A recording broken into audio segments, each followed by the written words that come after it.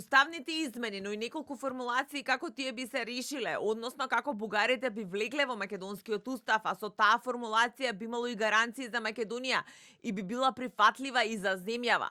Ова е планот со кој што лидерот на СДСМ Венко Филипчев в понеделник на Советот за евроинтеграции планира да ги покани сите парламентарни партии на лидерска средба за уставните измени. Ова доаѓа особено по пораките кои минатата недела кон земјава ги упати председателот на Европскиот совет Антонио Кошта, дека Европската унија нема план Б за Македонија. На Националниот совет за евроинтеграции во понеделник е соопштен предлог дневен ред за лидерска средба во врска со откочување на евроинтеграцијскиот процес.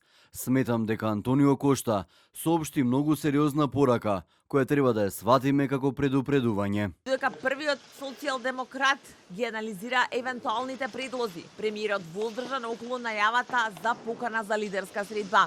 Што се однесува за предлога за лидерска средба, јас немам таков добиен официјално предлог, да видиме кој би бил дневниот ред, па потоа ќе се произнесеме. За неговите коалициски партнери, идејата на лидерот на СДСМ е прифатлива. Председателот на Собранието Африм Гаши во интервју за 24 анализа вели дека идејата за лидерска средба за евентуален консензус за уставните измени е добра идеја.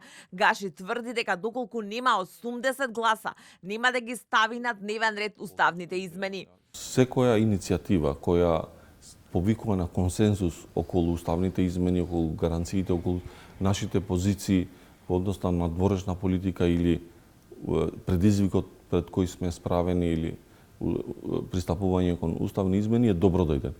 Воопшто и да нема висока тема, треба секогаш е добро да имаме средби каде се гледаат лидерите, разговараат, комуницираат. Одмала речица пак за телевизија 24 вела дека Али Ахмети би седнал на лидерската маса само ако на дневен ред се уставните измени или пак предвремени парламентарни избори. Но од неговата партија вела дека Африм Гаши најпрво треба да одговори дали како што велат добил дозвола од неговиот шеф за такво нешто, премиерот Мицкоски. Најпрво господин Африм Гаши треба да разјасни една едноставна работа. Дали добил дозвола од неговиот шеф за ставот во врска со средбата на лидерите или импровизира без координација во влада, каде што судбината на албанците и мултиетничкиот карактер на државата се препуштени на милост и немилост. Второ, секоја евентуална лидерска средба мора да има јасна агенда, утврден формат и легитимно представување во согласност со волјата на граѓаните. Најавата за лидерска средба иницирана од лидерот на СДСМ доаѓа во пресрет на утрешната посета на Каја Калас, високата представничка за надворешна и безбедносна политика на Европската унија, и средбата во 4 очи со премиерот Христијан Мицкоски.